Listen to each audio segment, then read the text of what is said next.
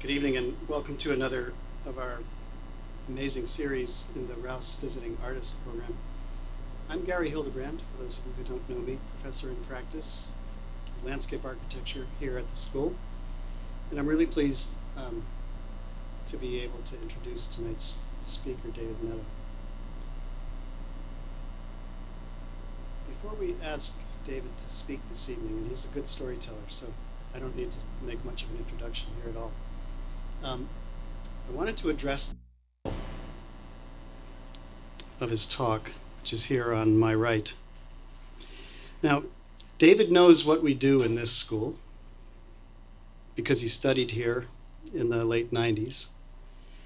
And from the great success of his Los Angeles-based practice and also his writings, he has a double career, you'd have to say it was likely that he did well here. I didn't ask his teachers, a few of whom I know. But it's clear that he learned some things and he took some things away from the school, and maybe he'll tell us about that. But I think we can agree that aspects of design that David's built his practice on are not some of the things that we stress in design education here. I'm pretty sure, though, that it wasn't that teachers forgot. So I have a little quibble with that. It's that the things that David is going to talk about tonight are just hard to teach. They're not exactly part of the pedagogy of studio teaching. There are things that accrue through practice. They are a practice that we don't judge well on paper or on digital displays. They depend on knowledge built over time. My colleague, Anita Berzbeitia, chair of the Department of Landscape Architecture here, calls this kind of design knowledge know-how. It's what you learn by doing, by trying things, sometimes not getting them right, not by conceptualizing so much or by applying theory, but by judgment and instinct. Those are the hard things to teach. By trusting and honing sensibilities. We try to build that in students here, but it's the hardest thing we do. There are a lot of things we don't talk about. Things for kids. We don't talk much about things for kids, but they are a part of almost every home we design. The warmth of incandescent light. We were joking about this on leaving a little event over at the Philip Johnson House this evening, looking at incandescent light and next to LED light. How we try to get that character of light through LED technology, hard stuff. Hooks, pulls, fabrics. We don't teach that much of that here. We have a great material library downstairs, and there are some faculty who really pursue that here, but again, these are hard things to teach. The warmth of wood and the beauty of stone, or how they meet in a reentrant modernist corner or inside a traditional cove. Honing versus polishing, hanging pictures. We don't talk about hanging pictures. Color, taste. We don't talk about style much, and that's really okay with me. But we also don't talk that much about character, and I think that is something we should talk more about. We also don't talk much about patronage. I know about patronage because it's so essential in a practice like mine and like David's. And, you know, we all have repeat clients who follow us and help us to pursue our art. It's meant a great deal to my practice, but, you know, we don't talk about that much here either. As a landscape architect, I get the meaning in this title. As hard as we try, there are things we can't teach well. In my field, it's hard to convey in any meaningful way the powerful character of seasonal change as it progresses over the year. We pay attention to it, we talk about it with the students, but it's really hard to teach that sensibility. The irregular ways that unpredictable growth of plants surprise you. Spacing, we don't talk that much about spacing. The fantastic smell of viburnum prunifolium, and why it doesn't look good next to a plant that has a similar leaf character. So for me, knowledge in all these things and their repeated application are honestly the things that bring us joy in the work. And I know this is what David also seeks in the work, that kind of joy that you get from embedded knowledge, from know-how. So we've asked him to come, and we're really grateful that he's here, to show us how he does that. And we look forward to his presentation. So warm welcome for David, please.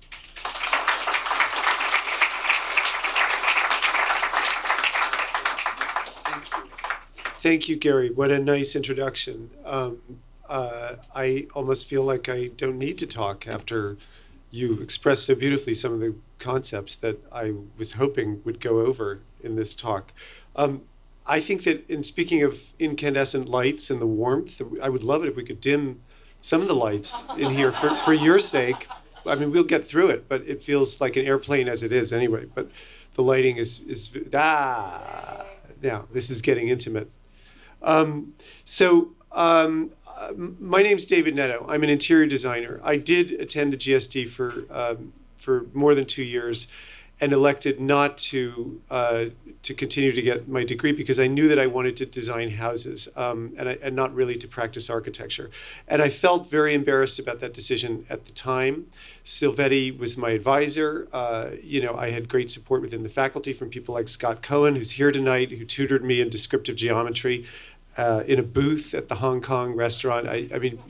People couldn't understand why I wanted to leave.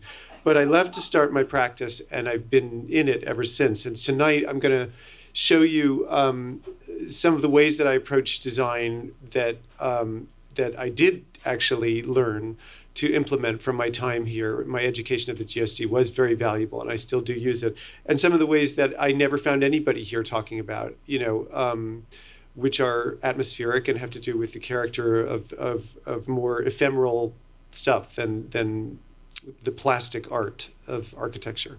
And in talking about how to introduce the idea of interior design as a different kind of discipline than architectural design, I of course began with this image. That was a joke. This is, but there's a message in this that I'm going to unpack for you. I love this car. Many people agree that this is one of the great moments of automotive design. It's a Bugatti from 1936 called the Atlantic Coupe. And why is this car so venerated, and why is it designed so sensual and successful? And the reason for that, to me, is the story of the conception of the prototype and the built example that we see here. When Bugatti was building a lightweight alloy material into the prototype, which was something that was used in aircraft manufacturing and contained magnesium, it could not be welded because the metal actually would combust and catch fire. So they had to rivet the seams together, and that's how we get that dorsal spine and the smaller version on the tail fin. And then everybody liked that handmade industrial sort of honest aspect of it with the rivets so much that when they manufactured the 3 examples of this car that they did build in aluminum, they kept that construction technique visible, even though they didn't need to use it anymore and they could have welded. And to me, that's sort of what I'm after in decoration. You always want a reason for doing something, but you're looking for the thing that isn't necessarily the logical or necessary move that brings, that lifts a project. This is a house in Los Angeles by Richard Neutra from 1961 called the OHara House. It's one of the most beautiful of the small Neutras in the Neutra colony, which is a group of 9 houses that he built on land that he would only sell you if you hired him to be the architect. And this is one of Julius Schulman's most famous photographs from the early 60s of a Neutra with the OHara children in the left. And it shows you that the living room is really the balcony, and the way that these houses were meant to be lived in was to indulge the fantasy, at least in California, that you could be living outdoors. This is also my house. I bought this house in Silver Lake 13 years ago, and the received way of living in a Neutra house was like Julia Schulman shows in the photographs. I find this decoration a little tentative and not, not really thought through at all. But this is what naked Neutra architecture looks like when originally conceived. This is a picture of the house recently, and I wanted to see what I could do to add to the narrative of, it's intimidating to step into that architectural legacy and think, well, what are you going to add to this? But I am interested in challenges. And so rather than make it look like restored like a car, like the Schulman photographs, I put things like these Austrian 1920s barrel-backed chairs that you can see a little bit there.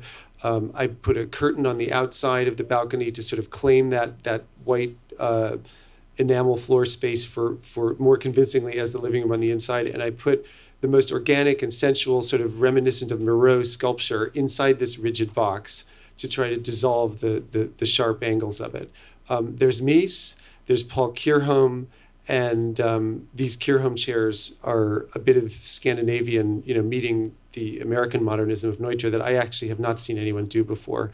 And the results, I think, are successful, not necessarily for a purist, but here's a photograph by Mario Testino of Dakota Johnson, the actress, in the house that was in vogue. And of all the places that, they could have chosen when they were looking for a modernist backdrop for this photo shoot, they did not choose a correct house. They chose a house that had actually decoration that was an intervention to it. So I don't know. I find that I put this picture in here also to show you that I love putting a little American thing that's a Rose John Gibbings coffee table in the context of an American city. I think it's also important to subliminally refer to the context in which you are designing. This is a design hero of mine I want to share with you because I want to show you things tonight that are not common knowledge and maybe, hopefully, not familiar images. This is the Maharaja of Indore, and he was a great dandy and a great connoisseur in the 20s in sort of middle western, west central India. He went to Paris, as many of these Indian Rajput titles did, and there wore Western dress and became infatuated with the modernism that he found in Paris. And he bought 3 birds in space sculptures from Brancusi, went straight to his studio. He visited Eileen Grey and Eckhart Muthesius. And this is his palace in Indore before the lasers, not really. I think we might lose a battery here, but before is below, above is after his renovations. And you can see that he was interested in looking at Corbusier and the streamlining movement that he found in Europe. He was one of the early purchasers of the Eileen Grey Transat chair, which we see in his own bedroom at the palace on the upper left, and that is the actual original Transat chair from that room, which sold at Phillips for over $1 million. I'm embarrassed at the mention of money, but it does come up as a way to sort of validate, the importance of iconic design pieces as they continue their travels, through time and become more collectible. But this also shows you how that piece of furniture was sort of used as an object. The room was designed as an environment, and the chair was dropped into it. And later we're going to see Eileen Grey's own apartment and show how she maybe came at it a little differently. This is that same room without a decorator, lest you think you can do it, without help. It's after independence. The palace is not curated anymore, but it's still a room that's being used. You can see the bed canopies there, the light fixtures are there, and there's some decent modernist furniture. But I just had to include this picture because it shows what happens when you get sloppy. Thank you. Is that a laser? Yeah. Oh, it's a real laser. This is Eileen Grey's own villa, titled sort of romantically E-1027 in the south of France, near Cap Ferrat. And she built it for herself, and there is her Transat chair. And I'm fascinated by the effect of this house on Le Corbusier, who was really basically obsessed with it, tried to buy it, and became, I think, unable to accept that a woman could design modernism that was sort of exceeded anything he felt he had done in a house at that time. And Corbusier later painted murals on this white headboard and in several other places to the fury of Eileen Grey, who felt that he had then vandalized the house. But it was his way of laying claim to her creation when he couldn't buy it. But I think that the chair in this context, it shows that the furniture came first. And Eileen Grey was primarily a furniture designer. This is one of her only works of architecture, and certainly the first. And it shows the use of space sort of being devised as a diagram. That's called the Michelin Man chair, and that's the Transat chair. And the rugs just fall where they are. But, she makes a diagram of how she's going to use the room, and the architecture falls into place around it. This is Le Corbusier with his mural, her impression of him. I put this picture in this morning because I came across it on the train on the way up here. And it shows, it's not really about interior design, is it? It's about an attitude. But it is a way of a man occupying space maybe versus a woman occupying space, which relates to some political themes that we've all been following lately. Interior design and architecture. I thought I'd have a room full of architecture students tonight. So I wanted to show a section. There are some, but also many practicing architects and graduates. Welcome. I wanted to show some examples of how architecture and interior design can both be conflated and intermingled to the point where you cannot identify where one begins and the other leaves off, and then in ways where that's less true. But this is one of the ways where that's most holistically true for me. This is Alvar Aalto's Villa Maria in Finland, and it's modernism like we just were looking at the Philip Johnson Thesis House. It's very handmade, it's very sensual, and in Scandinavia they have a funny way of incorporating the most traditional sort of natural materials like wicker, wrapping these columns and sort of humanizing the modernism, even though this is a very futuristic house. But the support system of the stairs, the columns being paired unnecessarily, then wrapped with wicker unnecessarily. Where is the decoration and where is the architecture? And this is a very blurred relationship between those two. I sometimes think of shaker houses and furniture as the first modernism. And I've never been in a shaker 18th century room that didn't feel complete. And even though maybe there were no contents or it was, it was the first minimalism, certainly I think John Pawson, is always thinking about these kinds of rooms. But here are two shaker rooms in Pennsylvania that show the possibilities of designing in a minimal way and not really decorating at all, because the rooms are there for utility and not ornament, but accomplishing a result that feels like you wouldn't be unhappy in the space.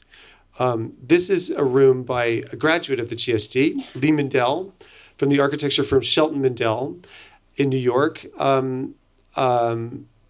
This is, I call it an architecture firm, but Lee would describe himself as an interior designer as much as an architect. And this is someone I've learned a lot about curating furniture from in modern spaces. Lee designs in a way that is very, it's very focused on Scandinavian design, but not in the familiar 50s sense. He's going into a level of deep knowledge about Scandinavian stuff that includes more than Jakobsen and the sort of design within reach stuff. This is a chair by Finn Juhl, and I always ask people to guess the date of that chair. And everyone says 1955 or something like that. It's 1936. So it comes from the same sensual moment as the Alvar Aalto house that we just saw. And Lee's own apartment in New York is a place where he's experimented with a lot of this kind of, contents versus architectural shell. And that is a Gaudi chair called the Siamese Chair. We can't really see that it's two seats, but it is. and in the background a Fornasetti screen. And he created this rotunda, which is sort of meant to mimic the water tower typology of New York, loft buildings. And the stairs go up to something that from the outside references a water tower, but is made of glass. And then he changes what goes into here. And Gaudi is early 20th century modernism, but he moves industrial furniture into that. He works with pieces by Mark Newsom and 50s Scandinavian stuff next to that. The combinations that Lee Mindell pursues in architecture that he conceives of himself also is something that's taught me a lot about a very calm potential future for a lot of these pieces that is not just the familiar way that we know them. I mean, I think he's in a way given a second life to some of this furniture. This is an apartment in New York in a building from 1930 that I put in here because it's Georgian, Neo-Georgian apartment house architecture. And Lee Mindell is still furnishing it it's a bit more jazzy and flamboyant than the stuff that we just saw. But he's reduced pediments, moldings, and neutralized the background context.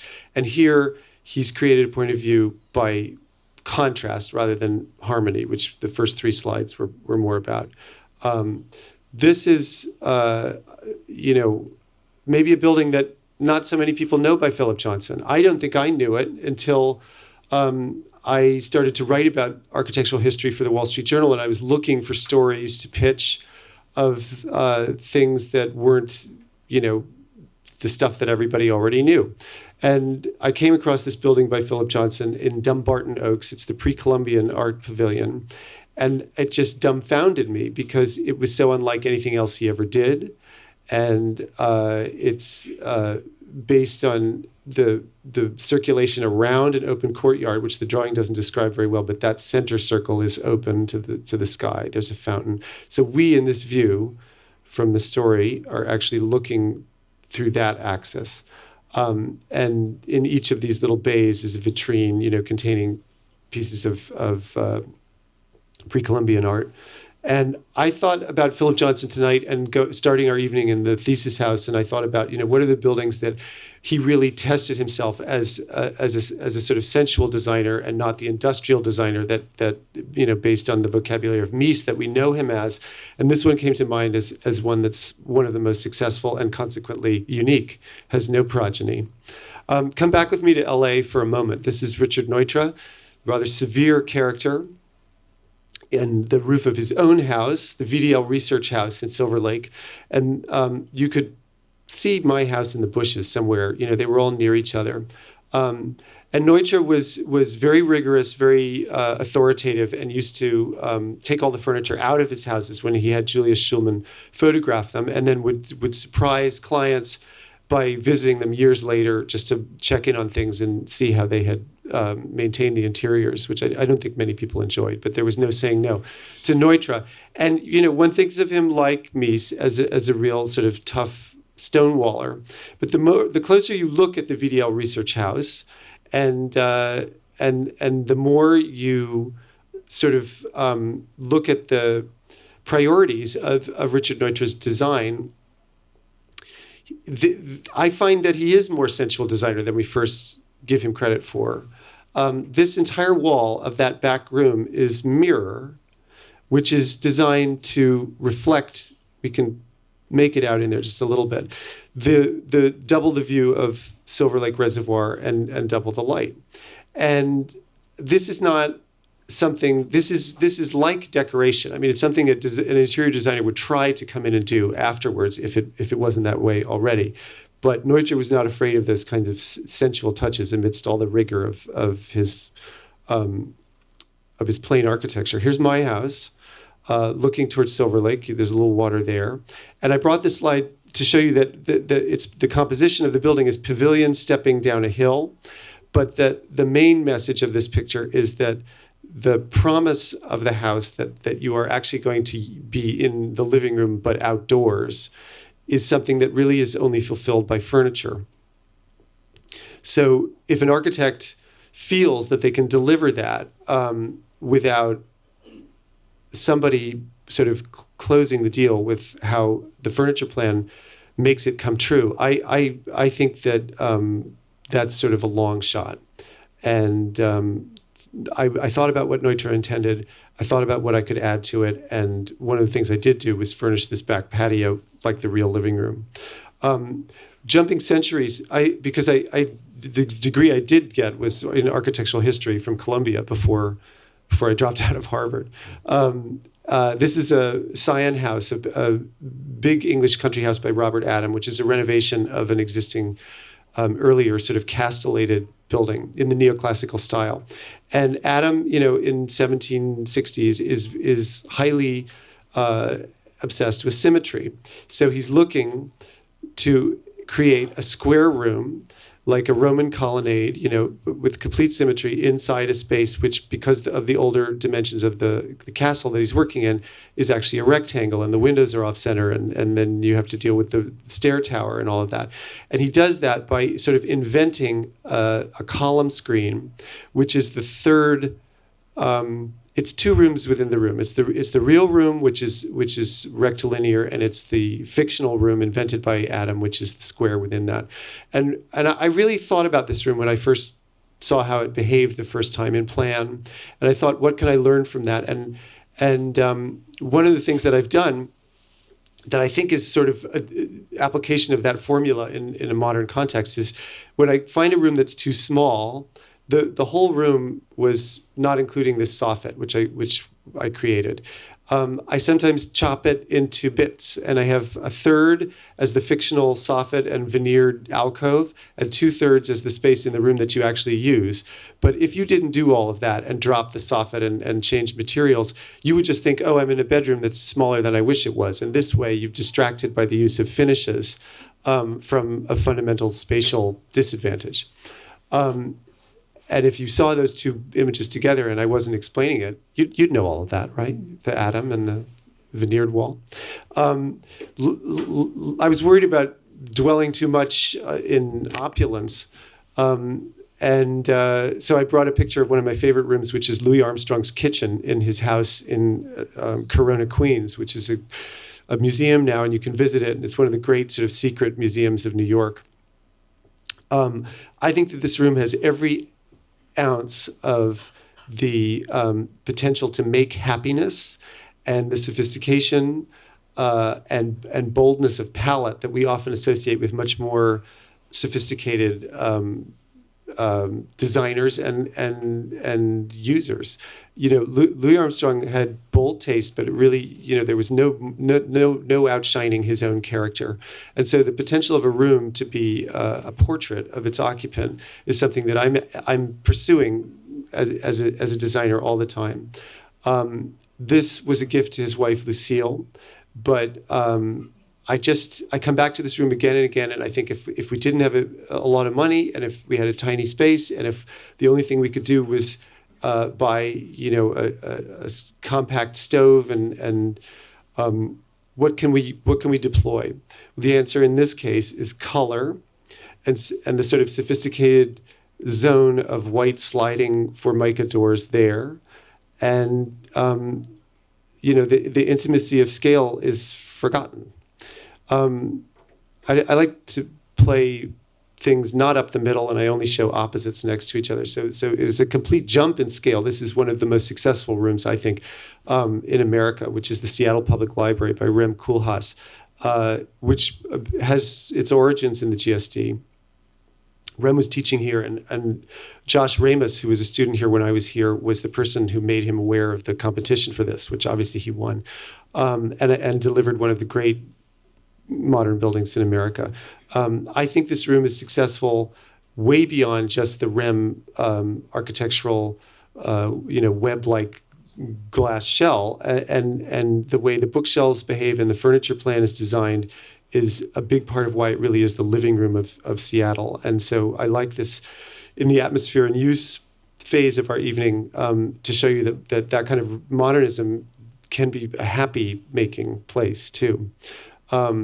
Ruthie and Richard Rogers came to speak at the GSD this fall, I've heard, and I'm sure they were in Piper but being a decorator, we're gonna make Stubbins into the Piper. It never was.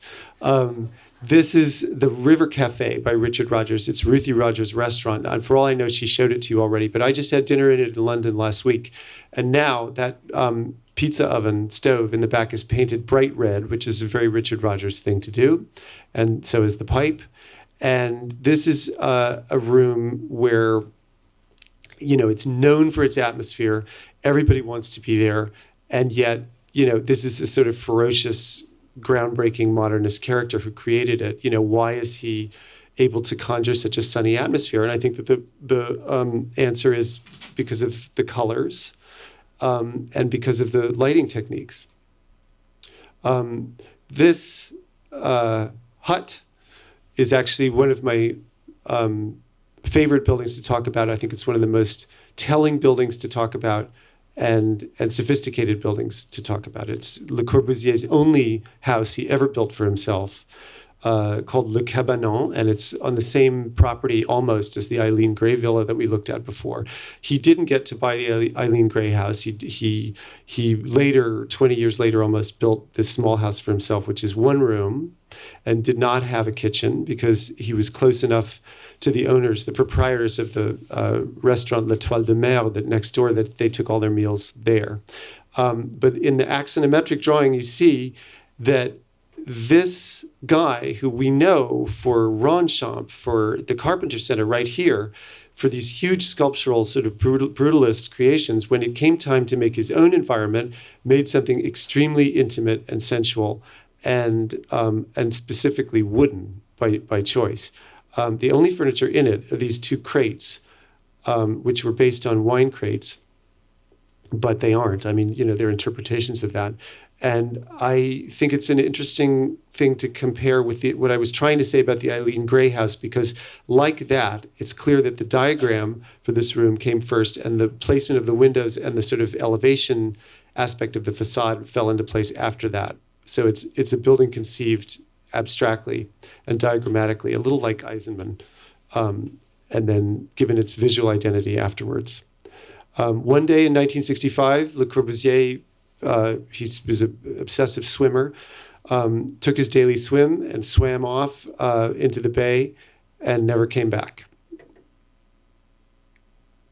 I think that travel is very important for anybody interested in design, both because you never know what you're going to find and because you have to get used to remembering that it takes work to know what's out there. You don't really feel things from looking at it on a computer. I went to Sweden last March and April, and my daughter, who's 9 at the time, is actually the person who got this idea. I went to the Tree Hotel with her at her suggestion, and the Tree Hotel is a sort of dropout. I mean, not really off the grid, but it's a zany place, and it's in Lower Lapland.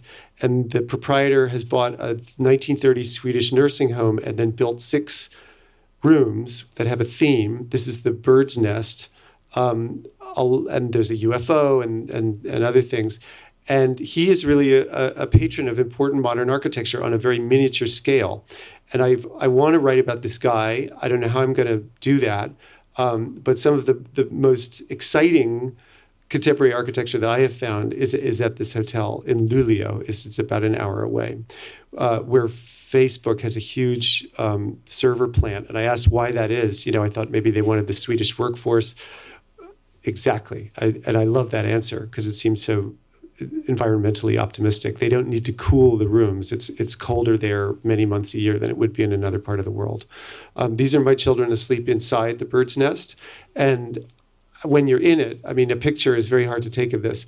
The light source behind a sort of metal valance is a very important reason for why this building is so sensual and successful. If you just put a lamp in it or recessed lights when you were up there, it would not feel the way that concealed source of light makes you feel, like you're on a boat. And this is another room at the Tree Hotel. This is called the Mirror Cube. And you can only see it, as anything but mirror at night when the lights are on inside. I didn't get to stay in this one. I've seen this picture all over the school, and I thought it was a terrible thing to do to me, because I was racking my brain thinking, I've got to bring all these modern things, to show the kids that I understand what they're interested in. And then out comes the most sort of Edwardian, Orientalist 19th century thing that I think I've ever done. But here it is. So I thought I'd just own it. This is an apartment I did a few years ago in New York downtown for someone who was very interested in Russian history and aesthetics, and her husband is Iranian. So the tiles on the fireplace are faux painted Persian tiles, and the color palette with these strong reds and the embroidered curtains is meant to evoke, Chekhov, which is what she was looking for. And the reason that the red is so important in conveying a Russian identity is that there was a huge textile industry in Russia in the 19th century and up until the revolution in Kiev.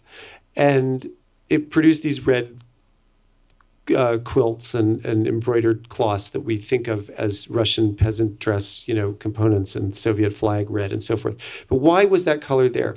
The answer is in centuries before, the trade route from Afghanistan had involved the scraps of British soldiers' red coats.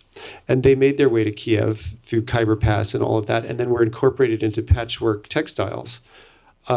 So that's a little rationalism behind that, that room and how you conjure atmosphere when you know things about history. This is a modern project of mine, just finished this summer on Long Island. And, it's a rigid box. I worked with an architect who does this and doesn't really like to do anything to it except keep it as white and as empty as possible. And we clashed frequently over my attempts to introduce exotic things and organic shapes into the box. So you can come to your own conclusions about how successful that was. But the client is very happy. And the way that I thought we wanted to take that on was furniture by Wendell Castle, like that. As many round shapes as possible. That's the mini Wendell Castle. There are two sizes of that table. Organic sculpture. And the sort of manipulation of scale by using these enormous Nijhaven pendants that are supposed to be outside in the kitchen, which the architect had a heart attack, and insisted I'd made a mistake and they needed to be smaller, and the canopy was 11 inches wide and blah, blah, blah. But, I think it was the right move. And that boat hanging in there, we actually had to make because a real rowing shell is like 17 feet long.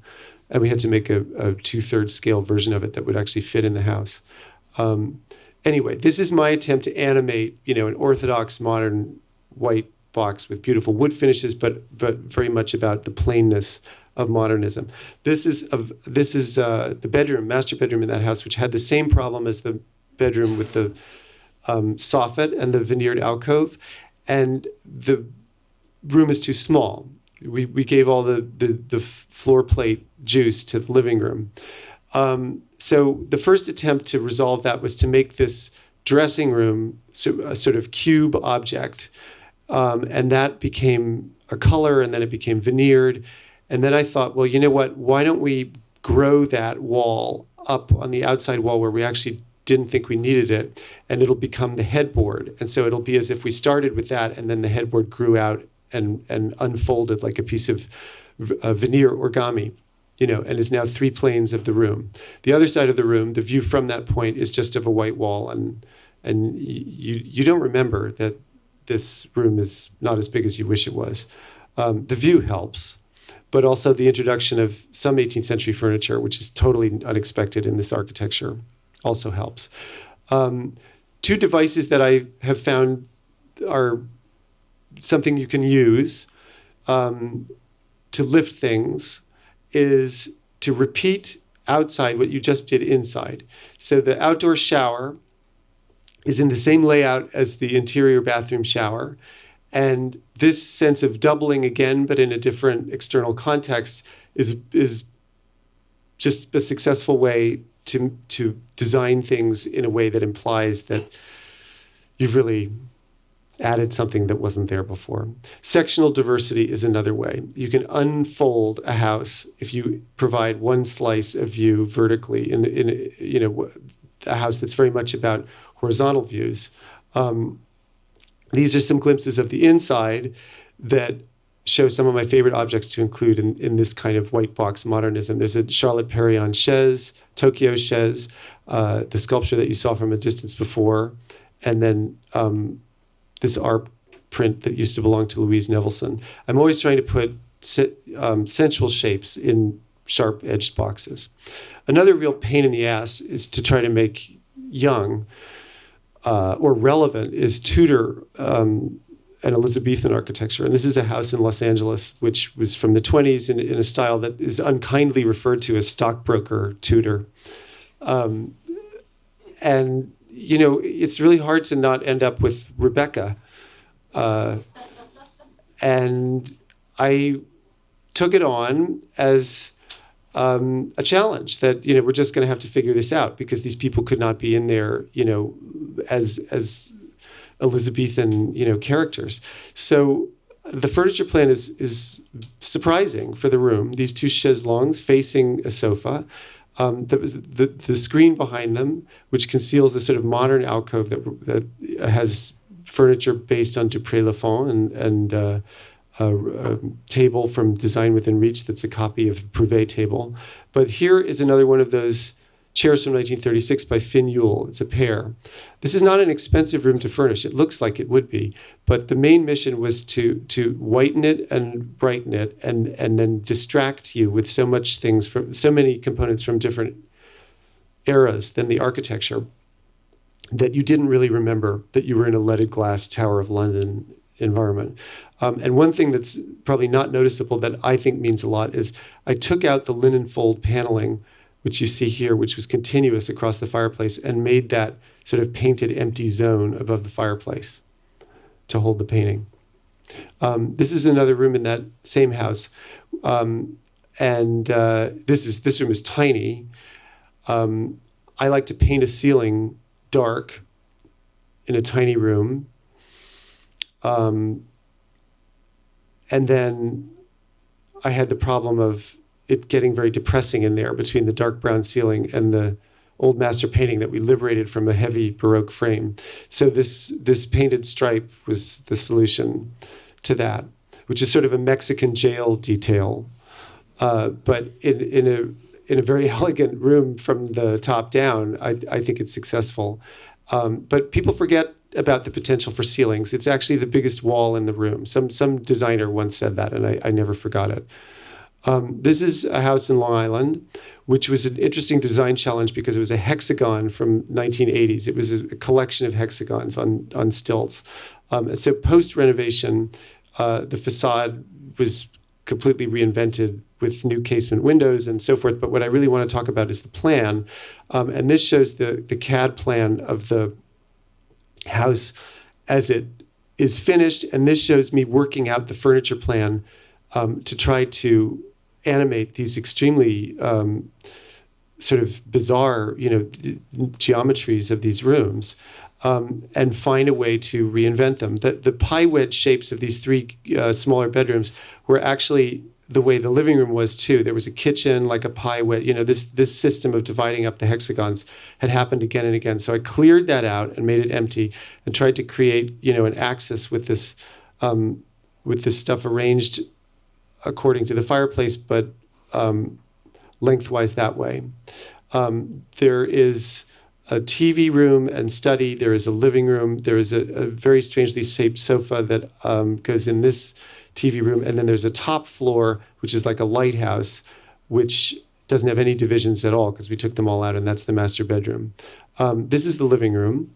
And if you can imagine that column was concealed in the sheetrock of the kitchen pie wedge, and we never knew about it. And then it was, of course, rusty and a mess when we exposed it. So I painted it blue and wrapped it in rope, sort of remembering the Villa Myria in a Long Island vocabulary. This is the upstairs sitting room. And I thought, if we're going to be decadent and take out all the walls, and it's really like a sort of spa room, why don't we move the bathtub out of the bathroom where it was originally in the plan, past this partition, and put it in the bedroom, make it really participate in the bedroom. And you can be in the bath and looking at the ocean from there.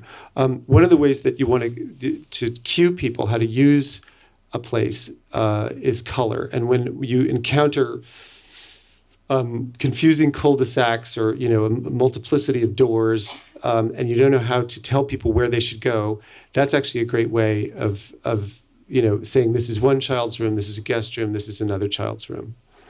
Here's that sofa in the TV room office. I really do. It seems quite inevitable to me now, but I don't know what else we would have done in here to furnish this room. The architecture was so bizarre that it actually took, a decorator to fix it. This is a wonderful object, which is one of the prototypes of the original Jakobsen chair, bought at auction in Sweden. And it has all of the sort of patina and crustiness and the handmade nature of modernism that I've always loved and pursued in my design. Back to California for a moment. This is the Neutra house when I found it. Okay, it had been restored quite well by a contractor and a Neutra fetishist, and it was completely white and sort of mostly empty and looked not like any family was ever going to be living in it, but proudly, taking pictures of it. That was what went on in there. So the house is built around a tree, which is a wonderful beginning for it. And the color of the white linoleum floor was the first place I thought I could attack this issue of what am I going to add to it. So I changed the floor to this rich, darker blue, which was a great contrast with the caramel of the wood and that Corbusier sofa in caramel leather. This is another way of showing you how I like to work with context and work with the strengths of an architectural situation, but I also don't like to accept just anything. This firebox opening, the dimensions of it in this Victorian apartment in New York was extremely uptight and measly, I thought.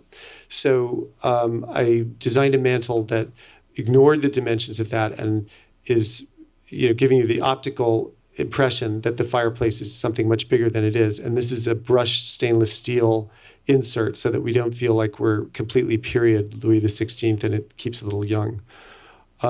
Another architectural fiction from a project of mine was the beam system in this penthouse ceiling, living room ceiling. The idea of a penthouse is that it's a house in the sky, right? So the country farmhouse, aspect of it was delivered. It was the terraces, and you can see green in the city, which is an incredible luxury. But the architecture didn't follow through on any of that.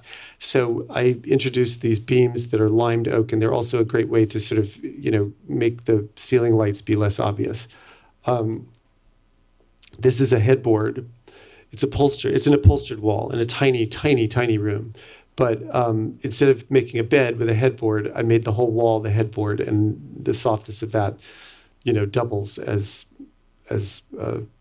sort of proscenium into the fantasy of this Swedish Josef Frank fabric.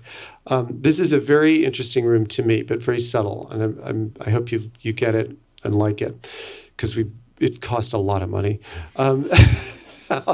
This is a house in Nashville for great clients of mine. And we were trying to restore an important Georgian house by Charles Platt from 1910.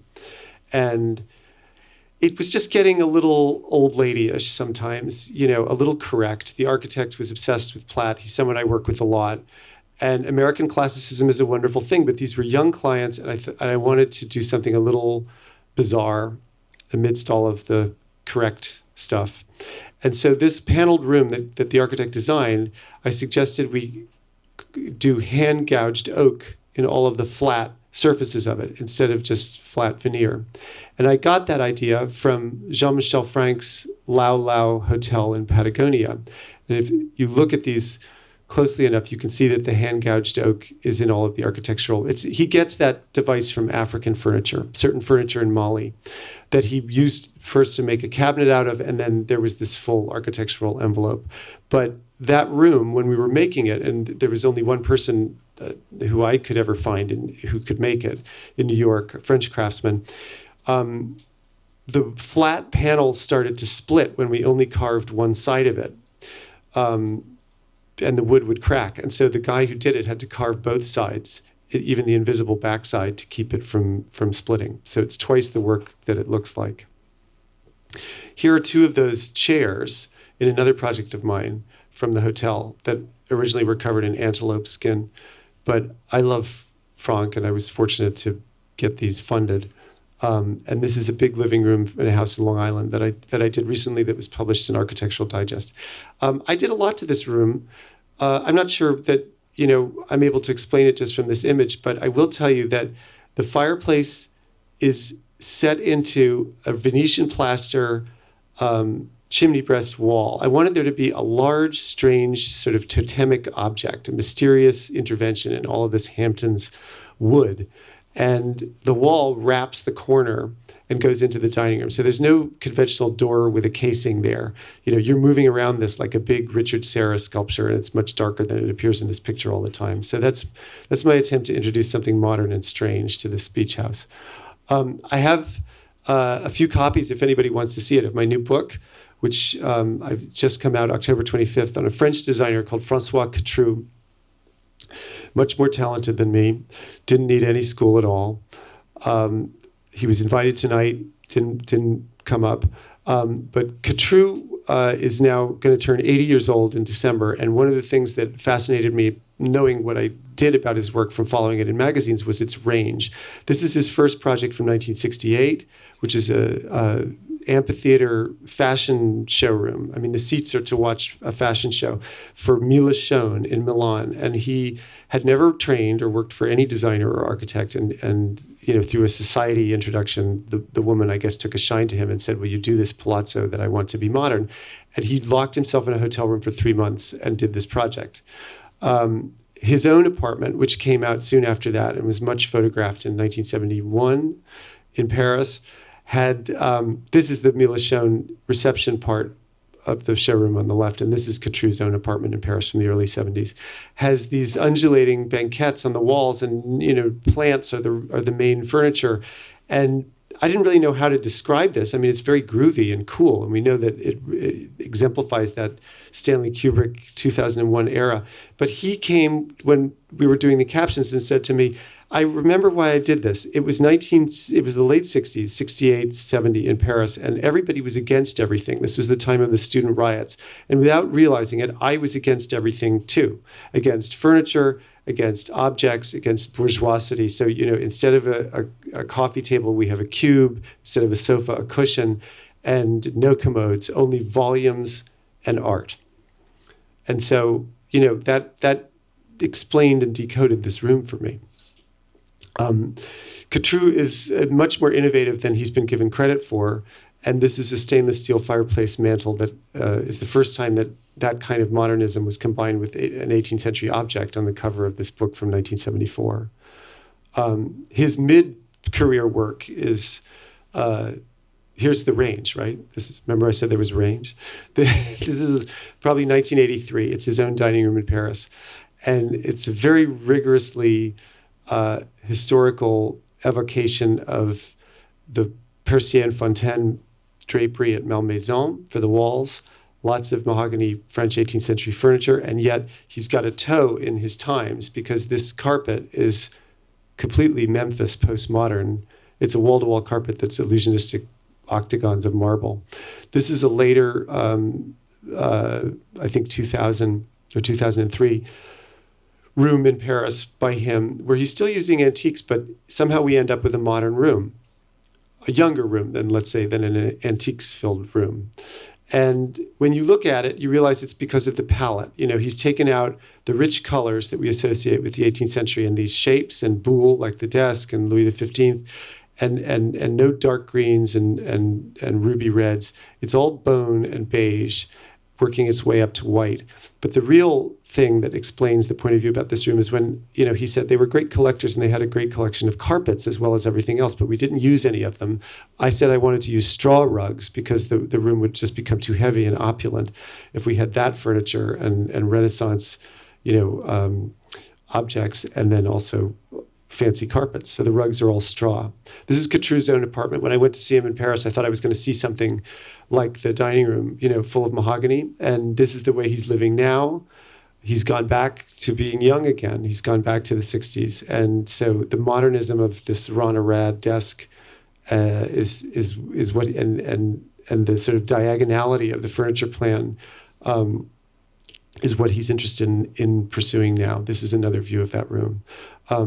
I'm going to close with a couple of images of a very recent project of his in California, which is a house that is inspired by Frank Lloyd Wright, which is sort of obvious, I think, from these pictures. But I actually find it interesting that the only comp is, in my mind, the house of James Mason in North by Northwest, which is a creation by Hitchcock, of matte painting and a set.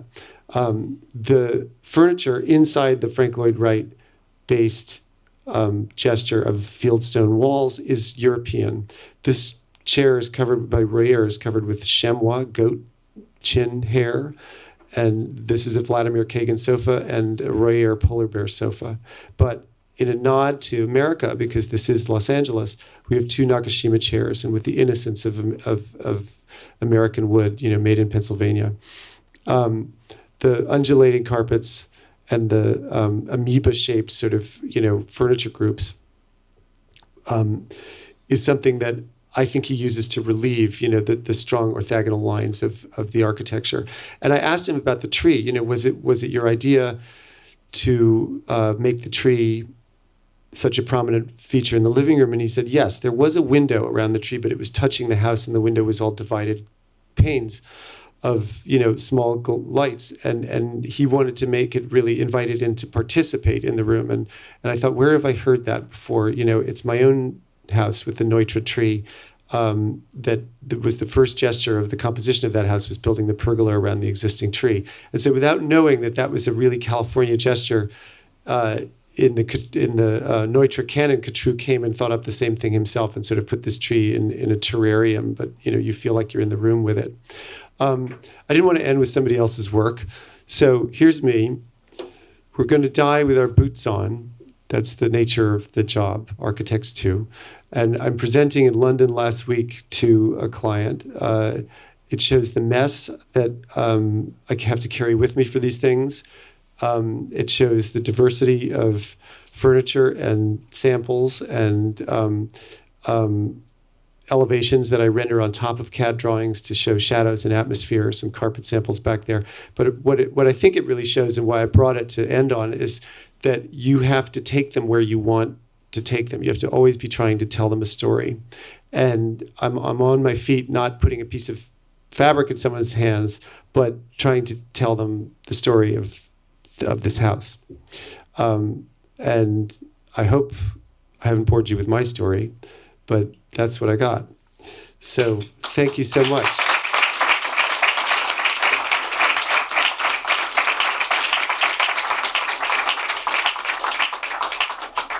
I was told to put aside a time to entertain questions, but Michael Phillips is fleeing without a question. If anybody has a question, I'd be happy to talk.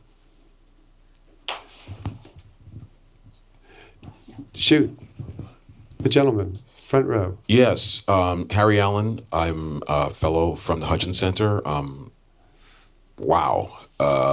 So a couple of things. And you kind of ended right where I wanted to start.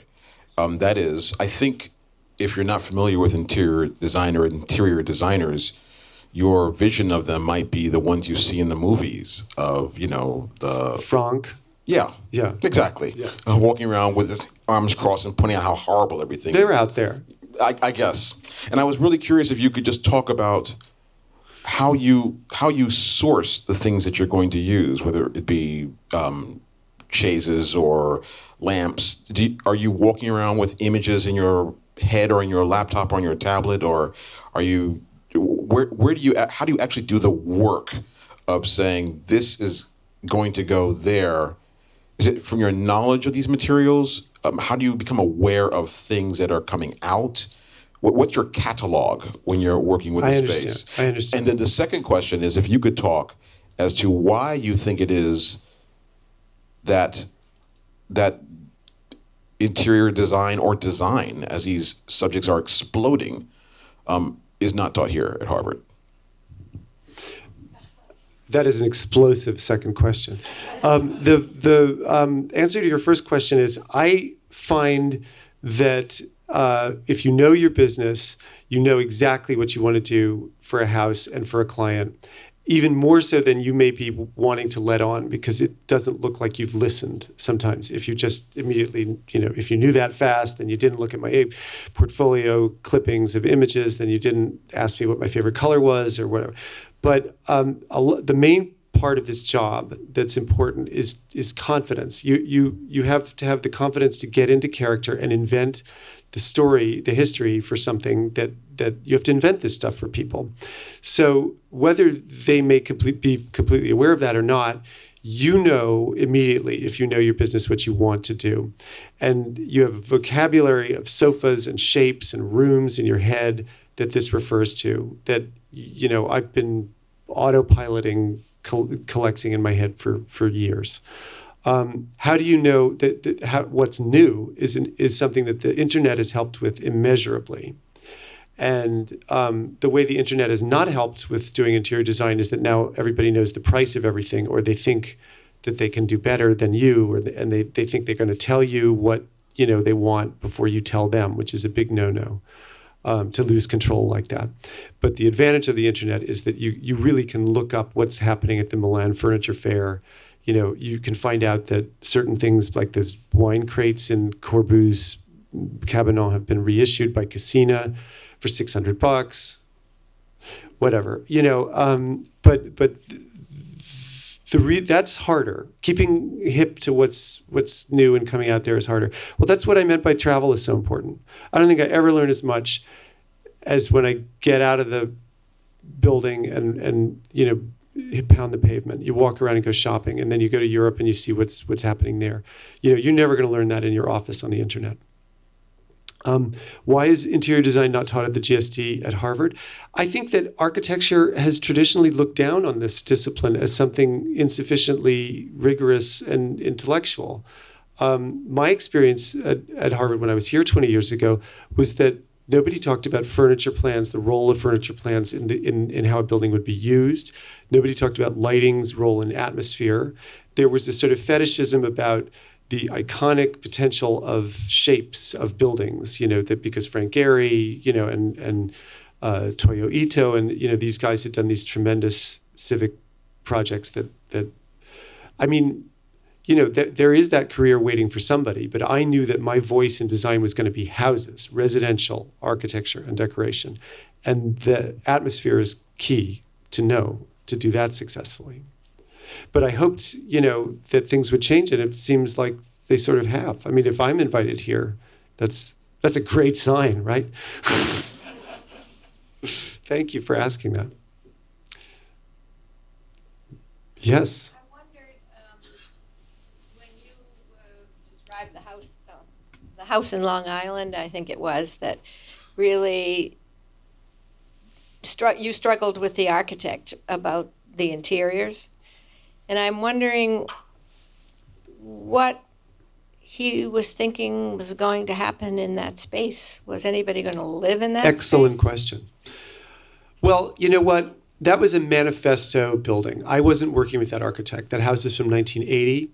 It was somebody, I think, who was very interested in the feng shui of the site, the incredible, hypnotic, magical site on the ocean. And so he set up that view and then became obsessed with these hexagons as the sort of like the Philip Johnson Museum, with the grid of circles or something. It was just, that was the message, was these shapes. I didn't find it to be tenable as a living environment that anybody would tolerate. And what I was proud of was that we didn't tear down the house. We decided to take that challenge and see if we could come out successfully by scooping out the contents of it. Professor Hildebrand, you have a question? David, thank you for the beautiful talk. I loved your answer to the first question, and it struck me that the answer revealed something about narrative in the work, that you build stories. And whether those are fictions or whether they're sort of fully excavated realities from the origins of a project or an owner's intentions, that's beautiful. And I would love it if you would link that to being a writer, which is also being a narrator. And I'm particularly struck by the Bruce Springsteen says that if you write only about your own experience, you won't last very long. And that always stuck with me, knowing his song catalog. And I think it's true for someone who's a contributing editor or someone who's called on to write regularly. You have to find stories.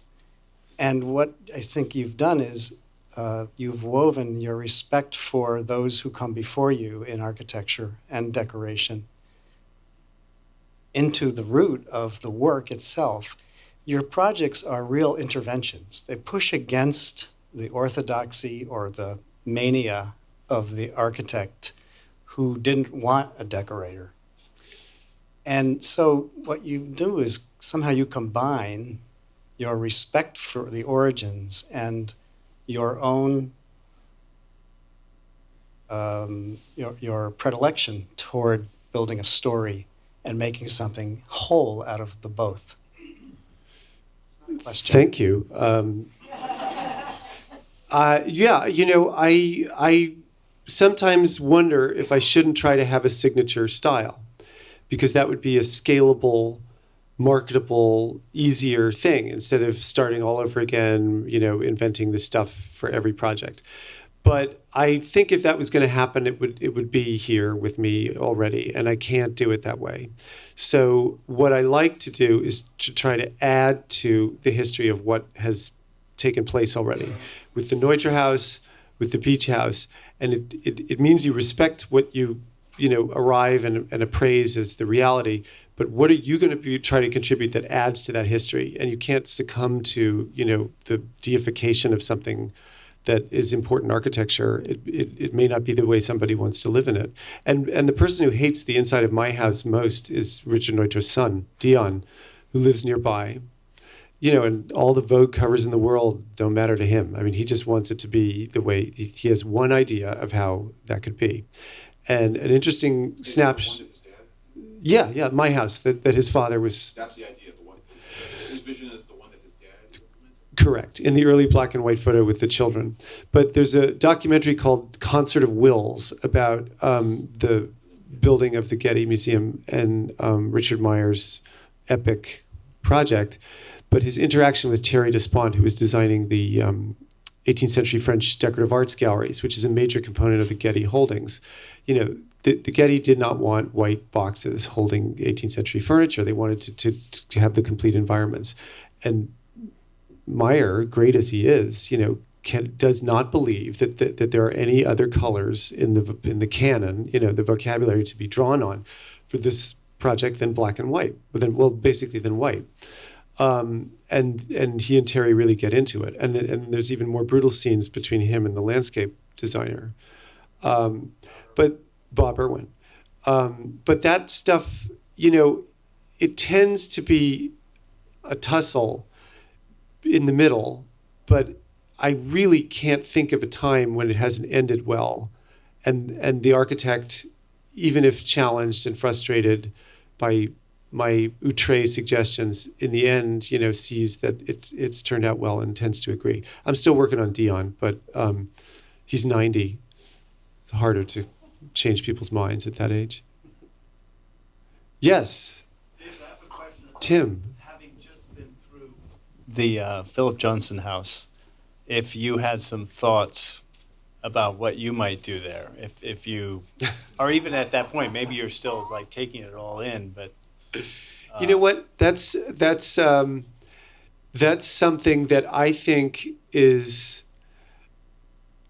impossible to. I'm not going to abdicate answering, but I think that that's no one's house. Okay, so right there, you can't say it was for this person and that's why they love Prouvé and this is their story that we want to layer up on top of the Philip Johnson story. That thing has to stop in time and be a platform for its identity. And it really is much more important house than a lot of people realize because it's the ancestor of the glass house. But I think the great solution for that would be to have rotating exhibitions and sort of curated, installations of furniture there by great designers who appreciate what it is and can be trusted to lift it, the integrity of the whole place, and maybe a great auction house like Phillips that really supports modern design, and they can exhibit furniture there and photograph it as the backdrop for a catalog. The Johnson House should be an unfinished thought, is my short answer to that. It's been beautifully restored, and you don't really want to complete something that nobody can ever own, because the story of that is it's going to be growing as a legacy of architecture, not of completely decorated rooms. I look forward to watching that happen. Right? I guess that's it. Scott, I mentioned you. Did you like your shout out?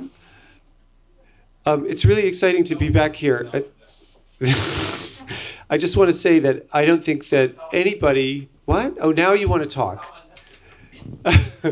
I want to say to the few students that are still in here, but many alum, that nobody but the people in this room realize how hard it is what you're doing.